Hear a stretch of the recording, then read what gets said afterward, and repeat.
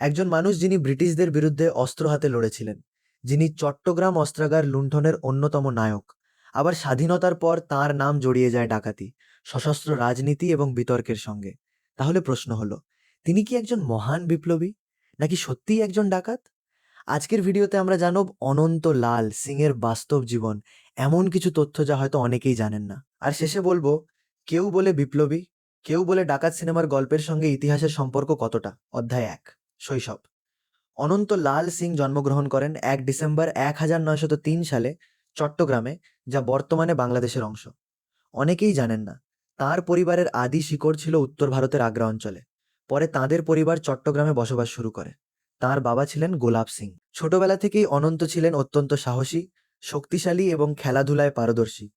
লাঠি খেলা, কুস্তি এবং শরীরচর্চায় তিনি ছিলেন অসাধারণ। এই শারীরিক দক্ষতাই পরে তাঁকে একজন বিপ্লবী হিসেবে গড়ে তুলতে বড় ভূমিকা রাখে। অধ্যায় 2, মাস্টারদা সূর্য সেনের সঙ্গে পরিচয়। স্কুলে পড়ার সময় তাঁর পরিচয় হয় মাস্টারদা সূর্য সেনের সঙ্গে। এই একটি পরিচয়ই বদলে দেয় তাঁর পুরো জীবন। মাস্টারদা শুধু একজন শিক্ষক ছিলেন না, তিনি ছিলেন একজন বিপ্লবী সংগঠক। অনন্ত লাল সিং তাঁর সবচেয়ে বিশ্বাসী সহযোগীদের একজন হয়ে ওঠেন। তিনি বিশ্বাস করতেন শুধু প্রতিবাদ নয়, প্রয়োজনে অস্ত্র হাতে নিয়েও স্বাধীনতা অর্জন করতে হবে। অধ্যায় 3, প্রথম বড় অভিযান। 1923 সালে বিপ্লবী সংগঠনের অর্থের প্রয়োজন ছিল। সেই সময় অনন্ত লাল সিং একটি সাহসী ট্রেজারি লুট অভিযানে অংশ নেন, যার উদ্দেশ্য ছিল ব্রিটিশ বিরোধী আন্দোলনের জন্য অর্থ সংগ্রহ করা। পুলিশের সঙ্গে সংঘর্ষের পর তিনি পালিয়ে যান। কিছুদিন পরে গ্রেপ্তার হন এবং কয়েক বছরের কারাদণ্ড ভোগ করেন। অধ্যায় 4, চট্টগ্রাম অস্ত্রাগার লুণ্ঠন। এবার আসে ইতিহাসের সেই রাত, 18 এপ্রিল 1930। মাস্টারদা সূর্য সেনের নেতৃত্বে একদল তরুণ বিপ্লবী ব্রিটিশদের অস্ত্রাগারে হামলা চালান। লক্ষ্য ছিল ব্রিটিশদের অস্ত্র দখল করা, টেলিফোন ও টেলিগ্রাফ লাইন কেটে দেওয়া, রেল যোগাযোগ বিচ্ছিন্ন করা এবং কয়েক ঘন্টার জন্য হলেও ব্রিটিশ প্রশাসনকে অচল করে দেওয়া। এই অভিযানের অন্যতম নেতা ছিলেন অনন্ত লাল সিং। ইন্টারেস্টিং ফ্যাক্ট এক, অনেকেই ভাবেন এই অভিযান পুরোপুরি সফল হয়েছিল।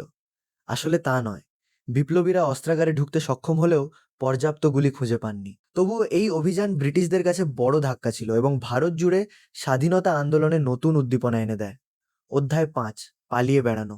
অভিযানের পরে অনন্ত লাল সিং পুলিশের চোখ ফাঁকি দিয়ে পালিয়ে যান। ফেনী হয়ে তিনি ফরাসি শাসিত চন্দননগরে আশ্রয় নেন। কিন্তু এখানেই ঘটে এক অবাক করা ঘটনা। ইন্টারেস্টিং ফ্যাক্ট 2, তিনি অনেকদিন পালিয়ে থাকতে পারতেন, কিন্তু জেলে থাকা তার সহযোদ্ধাদের ওপর অত্যাচারের খবর পেয়ে তিনি স্বেচ্ছায় আত্মসমর্পণ করেন। তিনি মনে করেছিলেন নেতা হিসেবে নিজের দায়িত্ব এড়িয়ে পালিয়ে থাকা উচিত নয়। অধ্যায় 6, আন্দামানের সেলুলার জেল। বিচারের পরে তাঁর সাজা হয় যাবজ্জীবন। তাঁকে পাঠানো হয় আন্দামানের কুখ্যাত সেলুলার জেলে। ইন্টারেস্টিং ফ্যাক্ট 3, সেখানে তিনি দীর্ঘ অনশনেও অংশ নেন। পরে বিভিন্ন জাতীয় নেতার উদ্যোগে তাঁকে মূল ভূখণ্ডের কারাগারে ফিরিয়ে আনা হয়। অধ্যায় 7, স্বাধীনতার পর। এবার শুরু হয় তাঁর জীবনের সবচেয়ে বিতর্কিত অধ্যায়।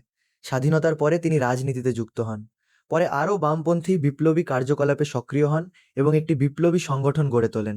ইন্টারেস্টিং ফ্যাক্ট 4, এই সময় তাঁর নাম বিভিন্ন সশস্ত্র কর্মকাণ্ড ও ডাকাতির অভিযোগের সঙ্গে জড়িয়ে পড়ে। তাঁর সমর্থকদের দাবি ছিল এসব ছিল রাজনৈতিক উদ্দেশ্যে অর্থ সংগ্রহের অভিযান। অন্যদিকে সমালোচকদের মতে এগুলো ছিল আইনভঙ্গকারী সশস্ত্র অপরাধ। এই কারণেই আজও তাঁকে নিয়ে মতভেদ রয়েছে।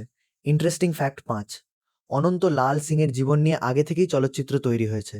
2010 সালের খেলাইন হাম জি জানসি এবং 2012 সালের ছিট্টাগং চলচ্চিত্রে তাঁর চরিত্র দেখানো হয়েছে। সিনেমার প্রসঙ্গ, অকেউ বলে বিপ্লবী, কেউ বলে ডাকাত নামটি শুধু একটি সিনেমার নাম নয়, এটি অনন্ত লাল সিংয়ের জীবনকে ঘিরে থাকা সবচেয়ে বড় বিতর্কের প্রতিফলন। একদিকে তিনি স্বাধীনতা সংগ্রামের সাহসী যোদ্ধা, অন্যদিকে স্বাধীনতার পর তাঁর কর্মকাণ্ড নিয়ে আজও বিতর্ক রয়েছে। সিনেমাটি সম্ভবত এই দুই দিকই তুলে ধরার চেষ্টা করবে। তাহলে আপনার মতে অনন্ত লাল সিং কি শুধু একজন বিপ্লবী, নাকি তাঁর পরবর্তী জীবনও সমান গুরুত্বপূর্ণ? কমেন্টে অবশ্যই আপনার মতামত জানান। ভিডিওটি ভালো লাগলে লাইক করুন, বন্ধুদের সঙ্গে শেয়ার করুন এবং এমন ইতিহাসভিত্তিক সিনেমার বিশ্লেষণ পেতে চ্যানেলটি সাবস্ক্রাইব করতে ভুলবেন না।